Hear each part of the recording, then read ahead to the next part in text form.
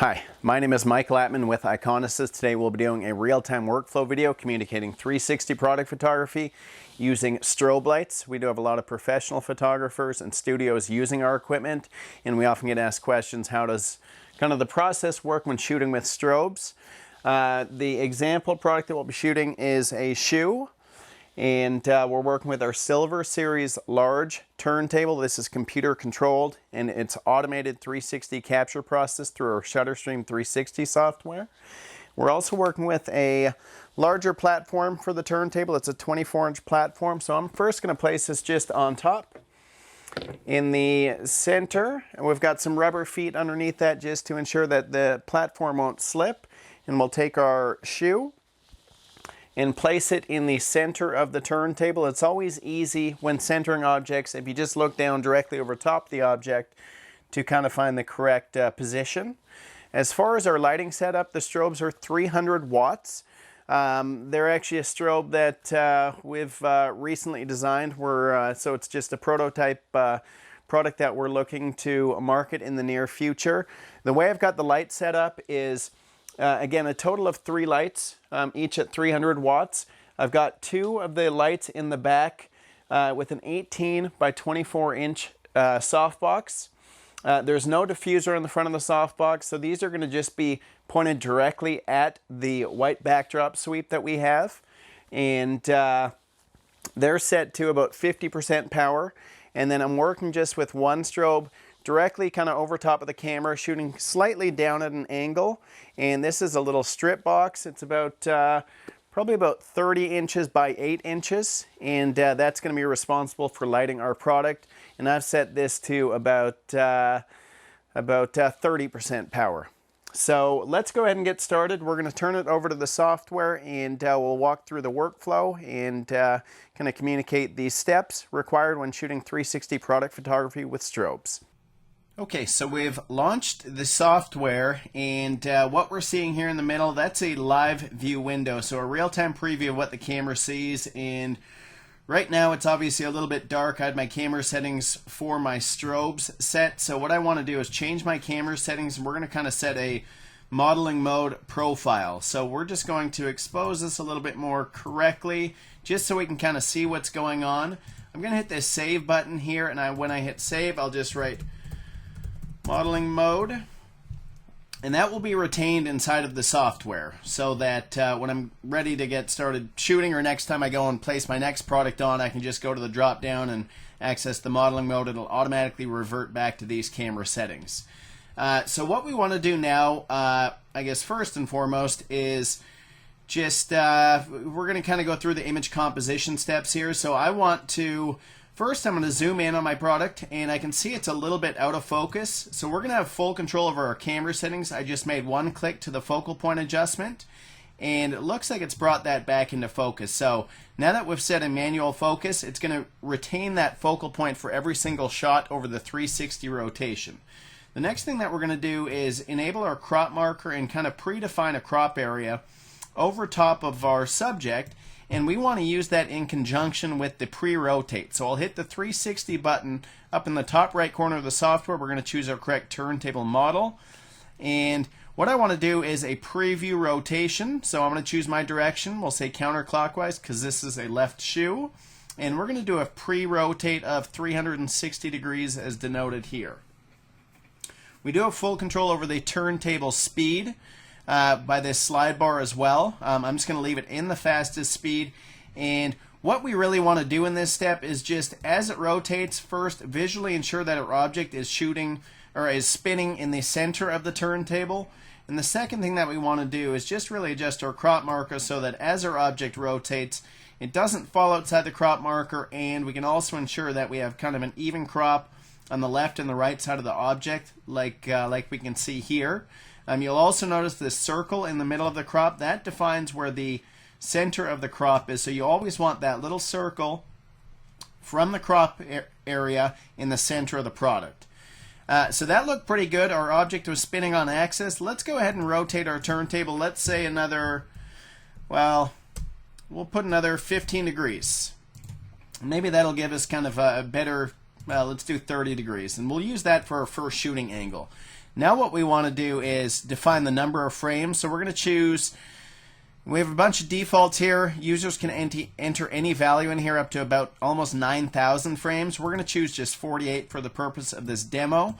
And one thing that we want to do here as well is we want to add a delay.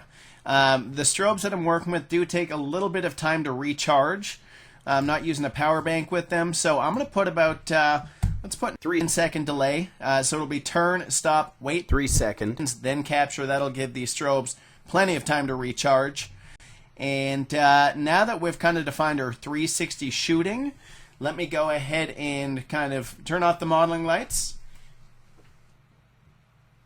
And we can see obviously our camera settings are, or the live view, pardon me, is very dark now. So we want to go and find our optimal camera settings. And if I recall correctly, it was at about 1/125th. I'll just hit snap to take a pre-capture.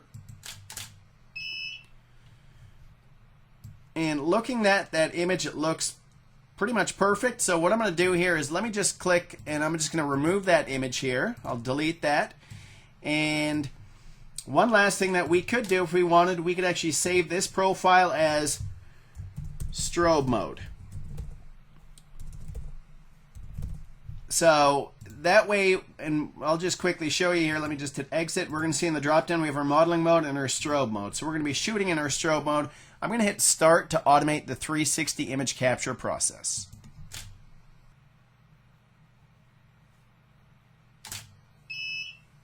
And what that's going to do is automate the image capture in a turn, stop, snap workflow. As the images are captured, they are uploaded into the application.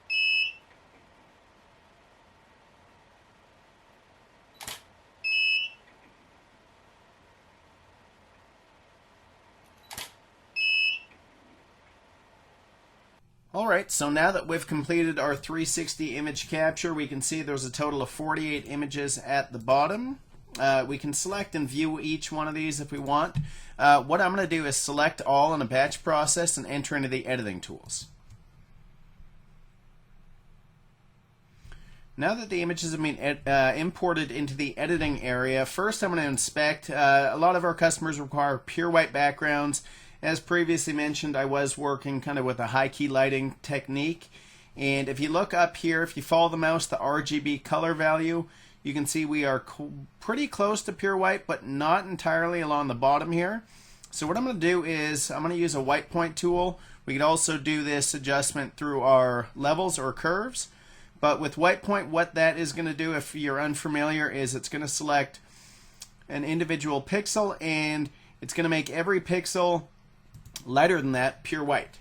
So I just made one click, and I'm just going to add a tiny little bit of contrast here to the blacks. I'm just going to enter a value of 2. I'll hit enter, and I'll just increase my sharpness a tad. And the nice thing about all those changes that I've made to one image, I can hit apply to all, and in a batch process it will apply to the entire set of images.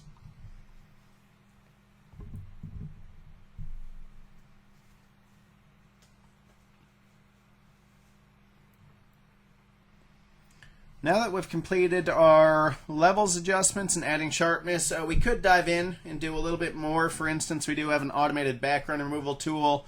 We do have kind of a magic wand tool if for any reason you need transparent backgrounds, just to kind of show you how that works. Basically, you select a pixel, just kind of like the magic wand in Photoshop, and what it's going to do is select all other similar pixels within a specific threshold, and automatically remove those. I won't dive into that too much, though. We do have additional information on our website if interested in learning more about that tool. Simply from here, what I'm going to do is go ahead and output these images. I'll give it a file name. It's going to batch rename. Sequential naming typically is the route to go. I'm going to use 01, so it'll be 01 through 48. You do have some batch resizing. For instance, maybe I need all these images at, say, 1500 pixels wide.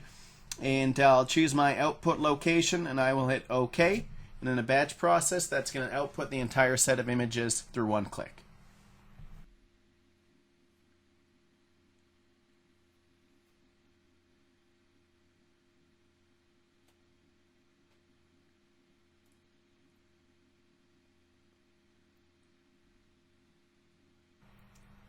And simply from here, now that we have our 360 image set, I'm going to open up the included 360 View Creator software, and the folder where I've output my images, I will batch select those and simply drag and drop, and that's going to automatically compose the 360 view.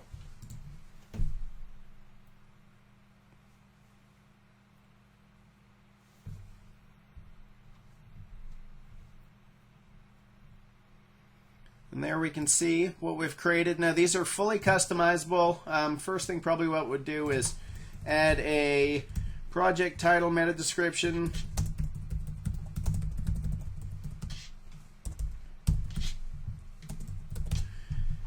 we can go into our advanced settings. We do have a lot of different options for the buttons. For instance, maybe I just want to use a different color button. I'll go and choose a color picker tool, and maybe I want to kind of match this dark navy blue. And we can see the color there that I'd selected. You can also choose different style buttons. I'll just hit reload preview to show you that button change.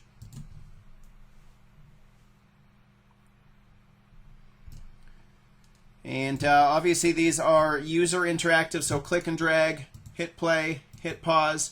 There is a zoom tool if we wanted, so what I could say is show the zoom button, put the zoom button in, let's say, the bottom right. And I'm just going to choose to include the original images for the zoom, and I'll hit reload preview. Now we can see the 360 view with the zoom button, and I can just hit that, and obviously it zooms in nice and up close. Then we can kind of pan and inspect individual parts of the shoe. And simply from there, you can output it locally. That'll save locally to a folder where users can then upload to their own server and then easily embed into their website. Or we also have an option to upload directly to our 360 hosting server. More information is available on that on our website, so I'm just going to output this locally. And then we're on to shooting our next product. If you have any questions, let us know. The company name is Iconasys. We are a manufacturer of product photography turntables and 360 product photography automation software. Thank you.